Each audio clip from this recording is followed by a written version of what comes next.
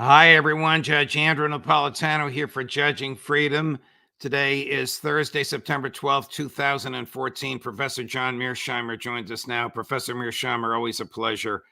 My dear friend, we were just reminiscing about the weekend we spent together at the Ron Paul gathering in Northern Virginia on Labor Day weekend. It was a great time to bond with you and other colleagues of ours, and I deeply appreciate it. And of course, I appreciate your time here. I want to talk to you at some length to elicit your opinion on the mistakes that Prime Minister Netanyahu has made from before October 7th up to the present day. But I have to discuss first some of the latest events in Ukraine and one in the South China Sea. But before I leave Netanyahu, just to tease you a little, according to Haaretz, now I know you read Haaretz, you may have seen this. The latest sobriquet being thrown at him by the families of the hostages is the hangman of Gaza Street. I don't know if you've heard that, but that's what they're calling him. Okay, to Ukraine. Is there any question in your mind but that the Ukrainian, NATO, UK, US invasion of Kursk was a disaster? There's no doubt in my mind it was a disaster. And I think that it was a disaster for two simple reasons. One is that the Ukrainians gained no military advantage in Kursk itself. There was just no real good reason to go in there. And in fact, once they went in, the Russians brought air power and artillery to bear, and they've decimated the Ukrainian forces. And the Ukrainians have very little to show for this operation. At the same time, the really important battlefield is in eastern Ukraine. That's where the rubber meets the road. And what the Ukrainians had to do to make the Kursk offensive work was they had to pull forces from eastern Ukraine, from the main battlefield. And that just gave the Russians, who already had an advantage in the east, an even greater advantage. So the Ukrainians lose in Kursk and they lose on the Eastern Front. And the end result is they are worse off today than they would be if they had taken those forces they sent into Kursk and either left them on the Eastern Front or moved the new forces to the Eastern Front. But they didn't do that, and they have sped up their defeat. Your analysis is absolutely consistent with all of the ex-military and ex-intel people. I know you're ex-military, but you're in the field of academia that we put on the show. However, last Saturday in London, the Financial Times, a publication that you and I consult on a daily basis, hosted a most unusual conference at which there were two speakers. I wish you were there because you have forgotten more than these two know, notwithstanding who they are. One is CIA Director William Burns, and the other is MI6 Director Sir Peter Moore. I would like you to listen to what they said about the invasion in Kursk. Chris, cut number 9. Typically audacious and bold on the part of the Ukrainians to try and change the game in a way. And I think they have, to a degree, changed the narrative around this. The Kursk offensive is a significant tactical achievement. It's not only been a boost in Ukrainian morale, it has exposed some of the vulnerabilities of Putin's Russia and of his military. Your views of what these two said, notwithstanding who they are and the armies that they command? Well, I think that they're both delusional. I think that if you're going to make the case that the Kursk offensive has had a meaningful effect on the course of the war, you have to spell out what that effect is. And they, of course, don't do that. And if you listen to the head of MI6, what he said, is that it effectively has given the Ukrainians a morale boost, which is, of course, temporary. and not very meaningful. And it's changed the discourse. Okay, it's changed the discourse, but I'm not really interested in the discourse. What I want to know is what's happening on the battlefield. And those guys have no story to tell about how this improves Ukraine's overall position in the fight against the Russians. You know, it gets worse. Here's Sir Peter again in the same conference. This sounds like it was scripted by Victoria Newland for him, cut number 10. And it's important to remember how this started. It started in this phase with Putin mounting a war of aggression in February 2022.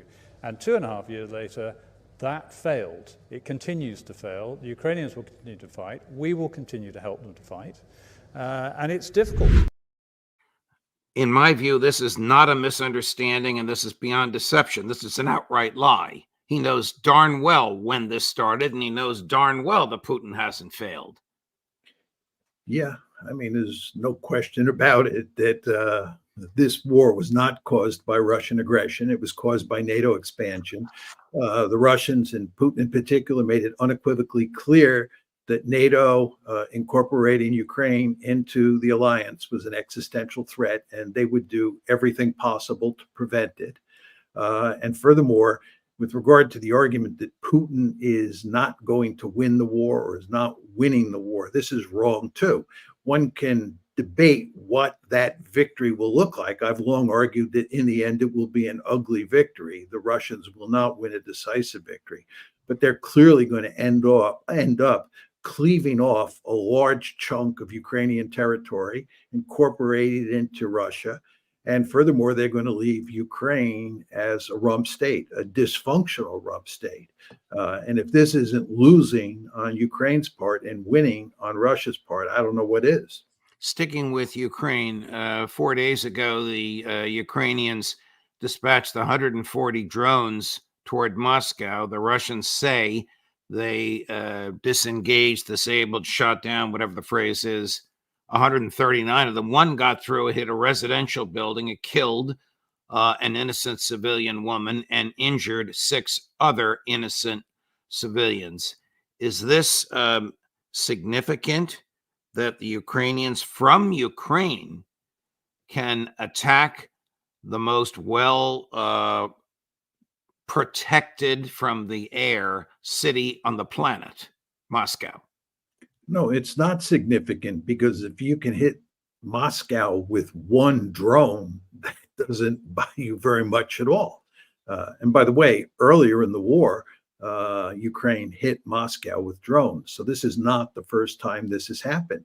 But these are pinpricks at best. They just don't matter.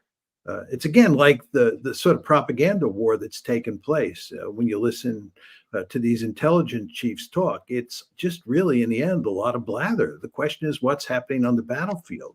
And when you hear about drone attacks on Moscow, you have to ask yourself one simple question. How does this affect the outcome of the war? And the answer is very simple. It doesn't affect it at all. And by the way, this is the whole issue that's now coming up with regard to whether or not Britain and the United States are going to allow Ukraine to use long-range missiles to strike deep into Russia. My next topic. Yeah, I'm not surprised, but the question you want to ask yourself is whether you think this is going to affect the outcome of the war in any meaningful way. Right. Simply not. And again, the people who are pushing to do this never make the argument that it will do X, Y, and Z. That will shift the balance of power here, and Right. Ukrainians will be back in the driver's seat. You never get arguments like that. You just get these empty claims that, when you look at closely, fall apart. So yesterday, David Lammy, the new British foreign minister, and Antony Blinken, the American Secretary of State, spent the day with former President of Ukraine, Zelensky, and at the end of which we're going to play in a minute the clip of, in part, of what Secretary Blinken said. The Wall Street Journal claims, from its reading between the lines, that they are either on their way to or have already agreed to allow long-range missiles, and that announcement will not be made until this weekend when Sir Keir Starmer, the new British Prime Minister, and President Biden meet in the White House. You know the way these things work. The decision is always made before the heads of state get together, but I guess they want to make the announcement. Here's Secretary Blinken. This is last night. This is at the end of the day, after he and Foreign Minister Lamy and President Zelensky had spent the day together. Please pay attention to the last phrase, which I would argue is poking the bear, cut number 22. It's important that the Ukrainian people continue to hear directly from us. We remain fully committed to Ukraine's victory, to not only ensuring that Ukraine can defend itself today, but can stand on its own feet strongly, militarily, economically, democratically, for many, many days ahead, to securing the path the Ukrainian people have chosen toward greater integration in the Euro-Atlantic community, including the European Union and NATO. Now, unless this is made with an eye on November 5th for American domestic political consumption, why on earth would he say something like, after all that's gone on in the past 2.5 years, NATO's going to join, Ukraine's going to join NATO? Well, I would assume that you and I can both agree that he long ago lost touch with reality. Yes. That this is just another manifestation of that. I mean, when you hear him talk about how the war is going and what we're going to promise to do for the Ukrainians in the future, all I can say is that the guy is delusional. This is just craziness, right? Ukraine is in deep, deep trouble on the battlefield. And if anything, support for continuing to give Ukraine money and weapons over the long term is beginning to soften greatly, especially in countries like Germany and even in countries like the United States. So if anything, he should be telling the Ukrainians to work out a deal. And finally, the point about bringing Ukraine into the EU and especially bringing Ukraine into NATO, this is just dooming Ukraine to even greater damage on the part of the Russians, because the Russians want to make sure that Ukraine never becomes part of NATO. And that gives them a powerful incentive when they hear Blinken talking like that to take more Russian territory and to go to greater lengths to turn Ukraine into a dysfunctional rump state. So this is not in Ukraine's interest. It's just making a bad situation, or I should say it's making a terrible situation even worse. What do you think the Kremlin's reaction will be if President Biden and Prime Minister Starmer announce tomorrow or Saturday that they've authorized the Ukrainians to use British-made and American-made long-range missiles? The American ones can only be fired, engaged by American technicians. Well, it's hard to say for sure. My first question when I hear this is, what impact are those missiles likely to have? In other words, how many missiles are we going to give them? What kind of damage are they going to do? I don't believe we have a lot of missiles to give them. I also believe the Russians have the capability to shoot down a good number of them. How many or what percentage is hard to say at this point in time. But I think if we in the West give Ukraine permission to strike deep into Ukraine with these missiles, a lot will depend on how effective they are. If they're not effective, the Russians won't feel compelled to respond. But if they are effective, and again, I want to be clear here, I don't think they're going to be effective in turning the tide on the battlefield. But if they're effective in terms of killing large numbers of Russian civilians and hitting important targets, like something like the Kremlin, for example, then the Russians will retaliate in a serious way.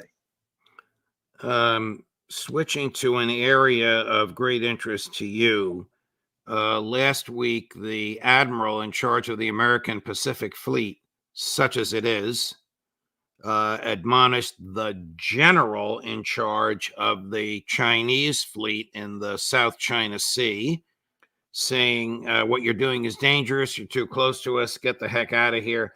The Chinese basically told them to go pound salt. Who owns the South China Sea? Is it owned by China, is it owned by the 12-mile limit around every protrusion of land there, or is it international waters like the U.S. claims? Well, as your question implies, it all depends who you ask. If you ask the Chinese, they would tell you they basically own most of the South China Sea. From their perspective, it's a giant Chinese lake. From the perspective of the United States and almost all of the countries in East Asia besides China, it's international waters. And not only do you have a dispute on that very issue, you have all sorts of disputes between countries like the Philippines and China, Vietnam and China, Indonesia and China on who controls certain areas of the South China Sea and who controls certain piles of rocks in the South China Sea. So this is a very dangerous area when you think about a potential conflict between the United States and China. I've long argued that I think that the South China Sea is more dangerous than Taiwan. A lot of people in the West like to focus on Taiwan as the principal flashpoint that we have to worry about. I think there's no question we want to worry about Taiwan, and we want to go to enormous lengths to make sure we don't have a war over Taiwan. But I think a war involving the South China Sea is more likely. That's not to say it is likely. And we have to go to great lengths there to make sure that we don't have a shooting match between the United States and the Philippines on one side and the Chinese on the other.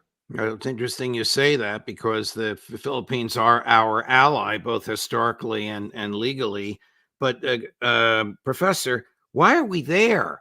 Why is the United States Navy there? We don't have an aircraft carrier to go there. The only 3 aircraft carriers that work are either in the Red Sea or the Eastern Mediterranean. Why are we in the South China Sea?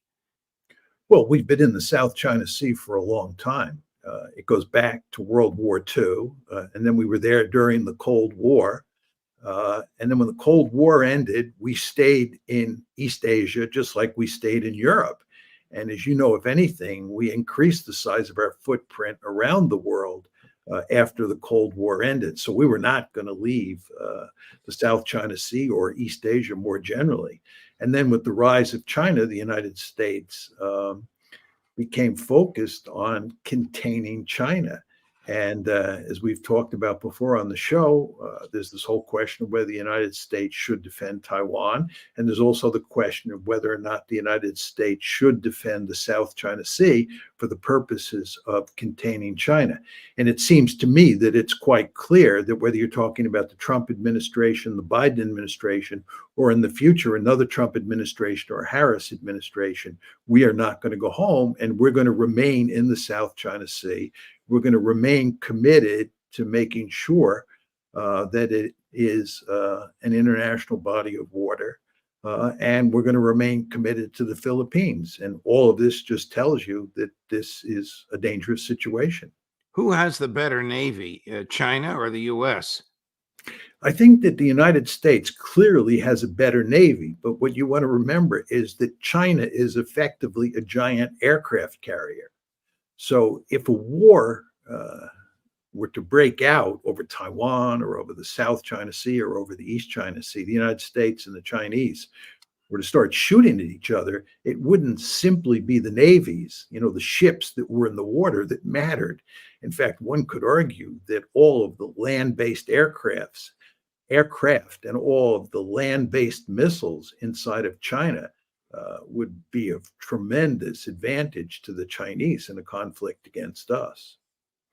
Switching gears to Israel, what is the, if there is one, greatest or worst, however you want to characterize it, mistake that Prime Minister Netanyahu has made throughout this entire Gaza Hezbollah event? You can go back to before October 7th if you feel you need to answer that.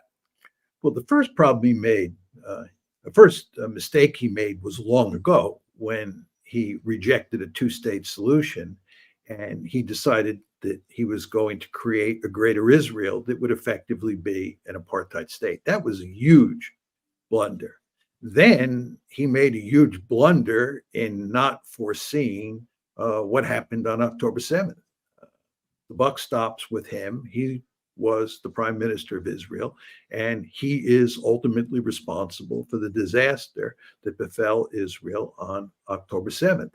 Then, once the war began, once Israel turned the dogs loose in Gaza, he made another huge mistake, because what he ended up doing was not only trying to defeat Hamas decisively, which was impossible to do, but he ended up trying to ethnically cleanse Gaza, which took him down the road to genocide.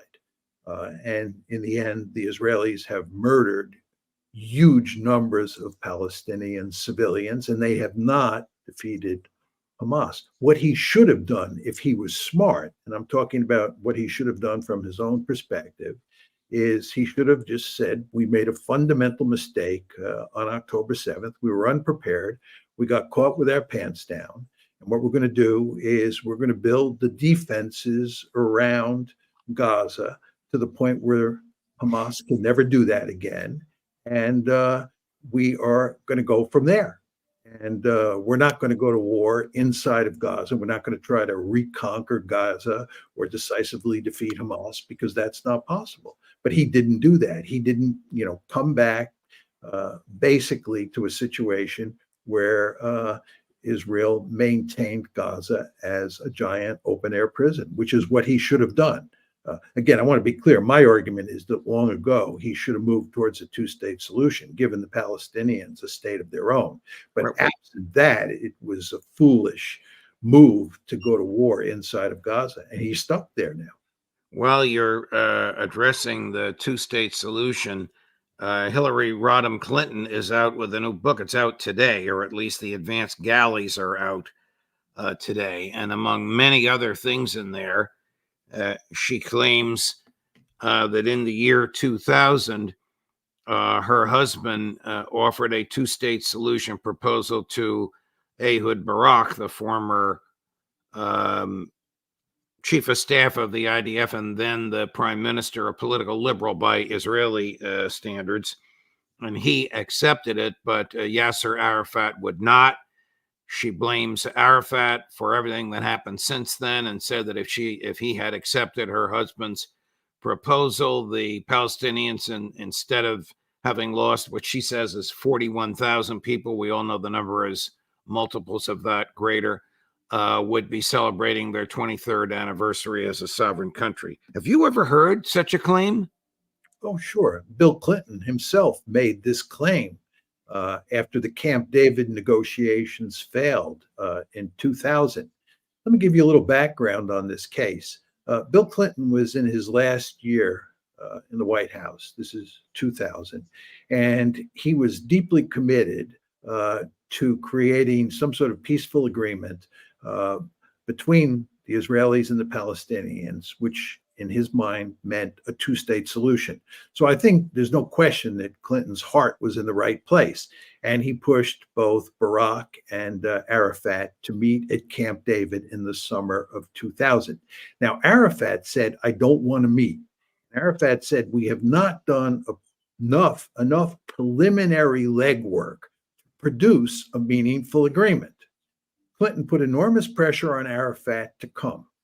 Arafat said, I'll go to Camp David, but I want to be clear that I don't think this is going to work out. And if it doesn't work out, I don't want you to blame me. In other words, I don't want you to stab me in the back.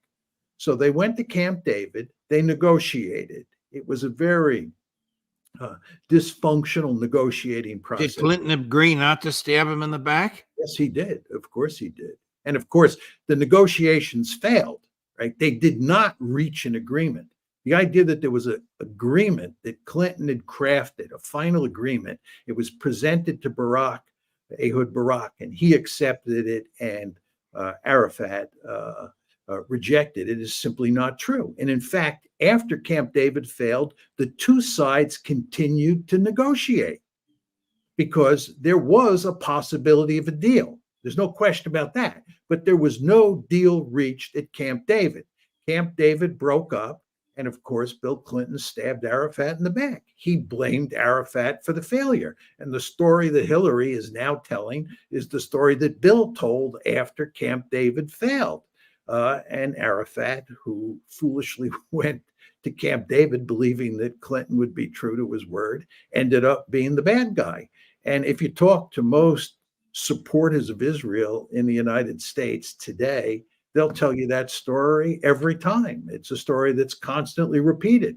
And Hillary now repeating it will just give more ammunition to Israel's supporters to make the argument that we'd all be living happily ever after had it not been for Arafat, which is another way of saying if it hadn't been for those evil Palestinians.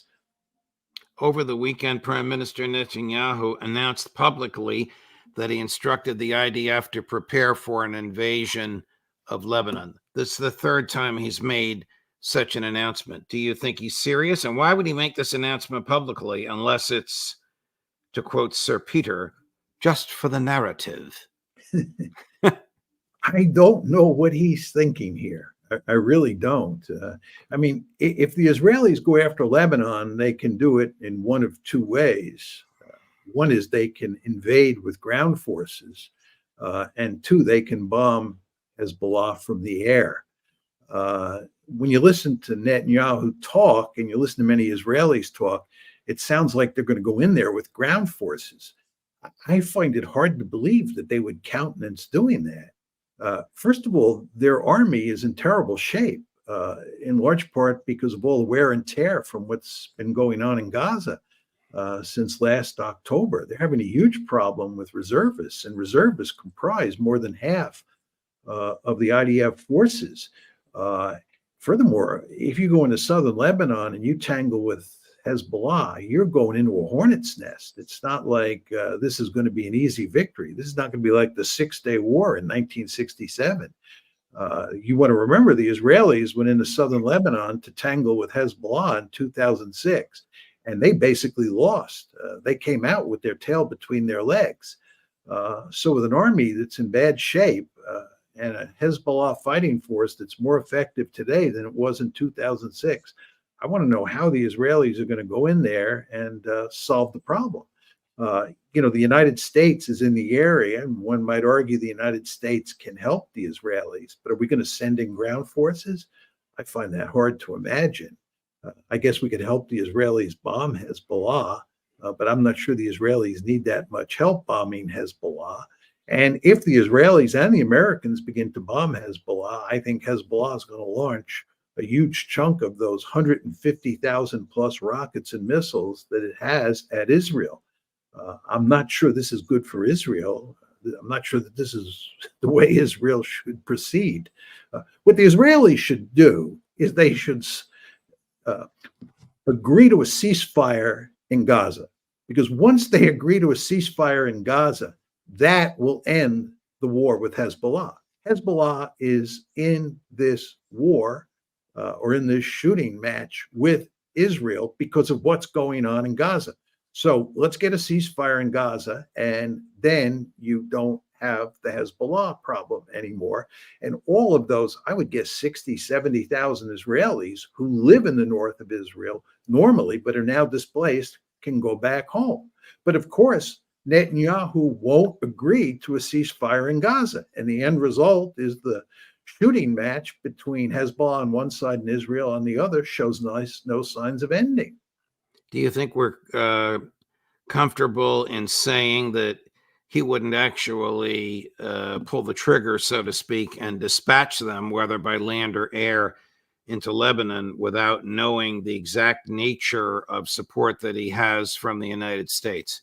I mean, the general, the four-star, name escaping me, in charge of CENTCOM, the military's phrase, you know this from your military experience, for Central Europe, but it includes the Middle East, just spent a week in Tel Aviv. He knows we'll support him no matter what. I mean, Netanyahu basically thinks that he owns us. He gets whatever he wants. You saw what happened when he went before Congress. Oh, yes. He doesn't worry about American support. This is not a serious issue. If Iran attacks, we're all waiting for the big Iranian attack. If Iran attacks Israel, the United States, and this is why we have all those military assets in the theater, is going to help the Israelis fend off the Iranian attack. We help the Israelis at every turn. And the Biden administration is certainly not going to hesitate to help Israel. I just have another question to ask you about the South China Sea and the presence of American ships there. If the South China Sea is international waters, is the Caribbean? Yes. So you can imagine what would happen if the Chinese build a port or a military facility of some sort in Western Africa and send ships into the Caribbean or 13 miles off the coast of New Jersey. Look, we have the Monroe Doctrine here in the Western Hemisphere. We are a regional hegemon in the Western Hemisphere, and we have told distant great powers like the Chinese and the Russians that they cannot form a military alliance with any countries in the Western Hemisphere, and they cannot deploy military forces permanently in the Western Hemisphere. You remember the Cuban Missile Crisis, and after that, the Soviets talked about building a naval base at Cienfuegos in Cuba, and we told them in no uncertain terms that was not possible. But that didn't mean that the Caribbean was not an international body of water. It was. But we just told the distant great powers, in this case the Soviet Union, at the time, that it couldn't permanently station forces in the area.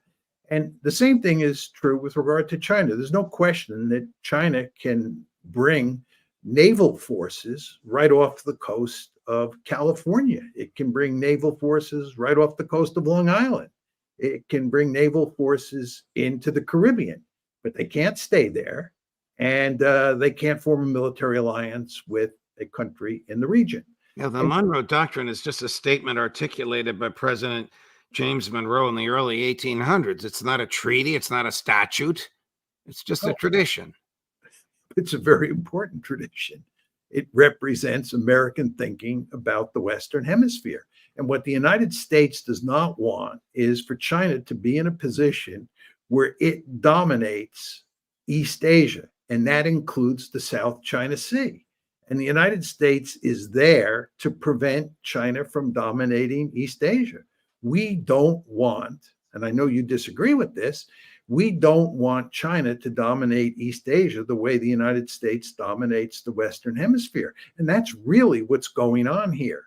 The debate about whether it's international waters or whether it's a Chinese lake, I think that's really of secondary importance. The key point is we don't want China to be so powerful that it dominates the region and can maybe even push us out beyond the first island chain and then the second island chain. You know, we have a Monroe Doctrine, but if you, Judge, were in charge in Beijing, wouldn't you want to have a Monroe Doctrine of your own? Wouldn't you want to get American military forces out of your face? Of course I'm waiting for the Putin Doctrine in Eastern Europe. I guess we're not going to see that without World War III.